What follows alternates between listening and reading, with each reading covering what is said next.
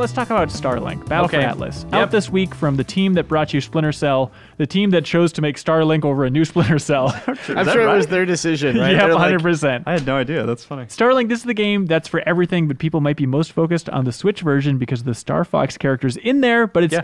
Toys for Life. Toys for life. With spaceships. Yeah. Toys Toys to for life. life. Toys for life. Toys for Tots and Life. Toys for tots to life. Good for fun. God. Miller, Yeah. the core of this game. Forget the rinky-dink toys where you attach an R-Wing on your controller and make little putt-putt sounds like Yeah. you're driving a motorcycle as a mouse. How about the game itself? How is that? It's better than I thought it was going to be. Really? And Yeah, it's to what pretty- extent? It's pretty fun. It's like a big open world exploration thing. You've got this whole solar system you're flying around in. Yeah. You have space battles. You go after some like outlaw hideouts out in space, like space stations that you got to go find and take out the bad guys. But you're also going down onto planets and exploring them, and you're scanning animal life on the planets, and you're collecting resources to upgrade outposts that are down there on the ground and make allies and.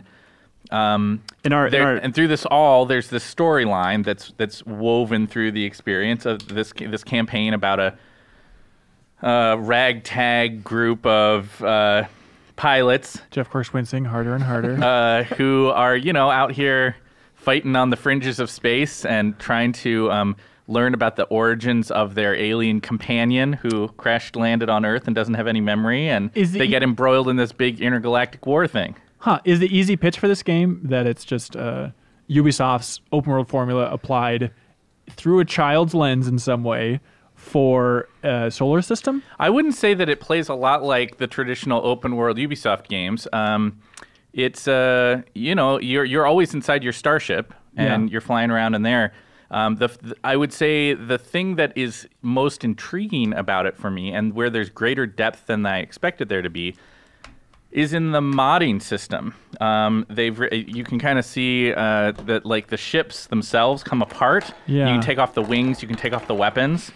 This can be done digitally, and it can also be done like physically. Okay. So you can buy the game without messing with the toys at all. Oh, really? That's yeah, nice. you can. You can get a $60 version that includes a suitable selection of ships and weapons and pilots, or you can pay $80 and get everything. You can also then buy the starter kit of the physical stuff for $75. Yeah. Which comes with depends on which platform you're buying on, but generally you get a ship and a pilot and some weapons. On the Switch version, you get the R-Wing and Star Fox, as well as the main character of the storyline. I think I saw a Kotaku article that said something along the lines of like, hey, this Star Fox thing in Starlink is bigger than you think. It's way bigger than you think. It's like Is it just a new Star Fox game essentially? well, it's like a new Star Fox game that is integrated into the Starlink thing. There's a whole little mini campaign with Star Fox and his buddies, All voiced. all fully voiced and integrated into the story. It's kind of wild. It's as an exclusive. It's one of the biggest exclusive like differentiators I've ever seen. That's interesting. You've got a whole little new set of missions with Star Fox. You've got the ship. Yeah. You've got the Star Fox pilot. You've got, and then you've got Star Fox and his buddies, the whole team. They're coming to Atlas to hunt down Wolf, and they like are fully wrapped up in the storyline. So in the very first intro mission, where if you were playing on PlayStation or Xbox, it would just be like, okay, you're pilots, and they go down onto the planet, and they get into a fight with some bad guys. During that scene, seamlessly integrated, you have this whole thing with Star Fox and his team show up, and they're like, hey, looks like they need some help. We better go kind of help them out. Yeah, and then they maybe. start talking to your main character, and in cinematic sequences, they're actually there. They're like on the bridge of your like main ship. Is it jokey? Is it silly? Are they like, oh, I missed the Lilac system? It's only as jokey as Star Fox always is. I Right. mean, like those He's characters. been a joke for a while. I'll preface this by saying I like Star Fox, but those characters are as stupid as they always are. Right. Right? Like, I mean, they're just being like, Falco's mad, Slippy's dumb. yes, they're doing that the shtick, but it's totally fine. And The shtick. Yeah. It's like they're the Muppets, and they're putting come on on, their man. show. I mean, Here we go. They were literally puppets. On I know, the they literally are. I know. So- Say the barrel roll thing. So here's the thing. Yes, this is a kid-targeted game, right? Like it's a Toys to Life game. I think a young 12-year-old version of me would have been really crazy for this game. But I do actually think that there's some depth here that adult gamers could get into.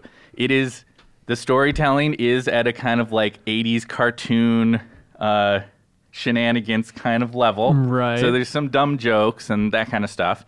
And you do have to deal with some weirdness around all the pricing structures and the idea that if you're going with the physical version, then getting more ships makes it so that you effectively have more lives and that kind of thing. And so maybe that rubs you the wrong way.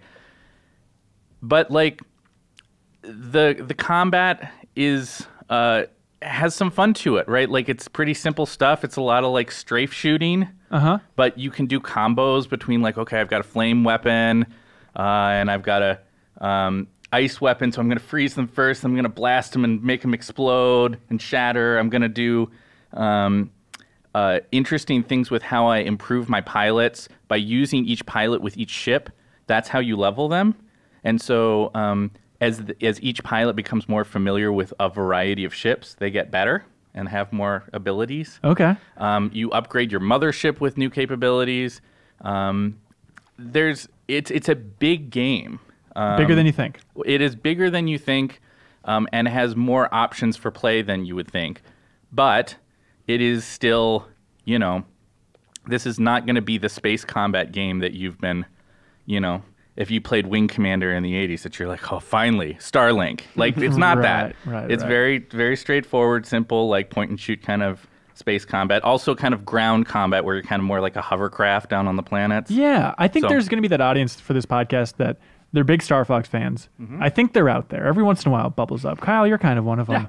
That are like, should I buy this game just as a Star Fox fan on Switch because I'll get some Star Fox jollies out of it? Is it worth that entry point?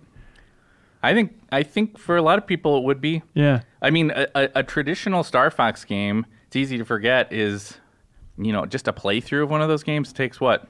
A couple hours? Right. If even that. Yeah. So this is a way bigger game than a couple hours. And if you get your kicks from seeing Star Fox and his buddies fly around space, this has that. Yeah. I mean, Cork, you've spent, judging from the copy on your desk, you've spent 3 years with that grippy toad bonus disc thing from Star Fox on the uncle Wii. and his junkyard shenanigans. Yeah, exactly. Yeah, that's where I get my jollies. Yeah. Also, real quick, I just want to reference or something that you called out in our new gameplay today video of it is moving around the solar system and between the planets has a very No Man's Sky feel to it. Oh, it's like the warping thing? Yeah, and which is you leave orbit. Yeah. You can do that anytime you want? Seamlessly. Yeah. No Done. loading screen. Done. Yeah, That's great. and that's awesome. And then and the fact that Star Fox is integrated fully into the game, that's what I wanted from Zero. Was I wanted a big universe that I could explore in an R-wing, and that's what this is. It's a big open universe where you can go down to planets and leave. And I all heard kinds of open stuff. solar system, but yeah. Open solar system.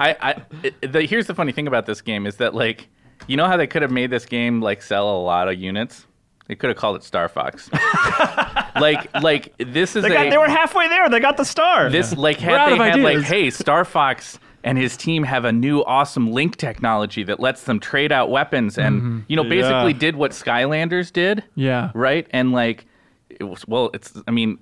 a lot of kids who didn't even think about the old Spyro games as it relates to Skylanders, right? They could have done that here and used Star Fox as the vehicle and had a cooperative venture between Nintendo and Ubisoft that was more robust. I don't think Nintendo wants to get in that Toys to Life thing. They know that that fad's over. That very well may be. Is it a joke, Cork?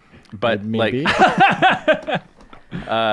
Well, maybe I guess it would have had to be a Switch exclusive. it would have had to be a Switch exclusive. And maybe they're trying to get the best of both worlds by being on the PlayStation 4 and Xbox One. And look, we called it Starlink. It's still like a Nintendo character, everybody. And really, seriously, there's a lot of Star Fox stuff in here. That's great. So if you're going to play and you have an option, you got to play on Switch. Interesting.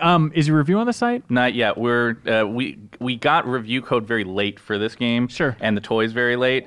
So we're still working on it. But there is the new gameplay today that people want to kind of see a little bit more of it. That's on the site now. But you're feeling pretty positive, but not a knockout. Is that the range we're dealing with? I think that is right. This is not going to change your world, but it is.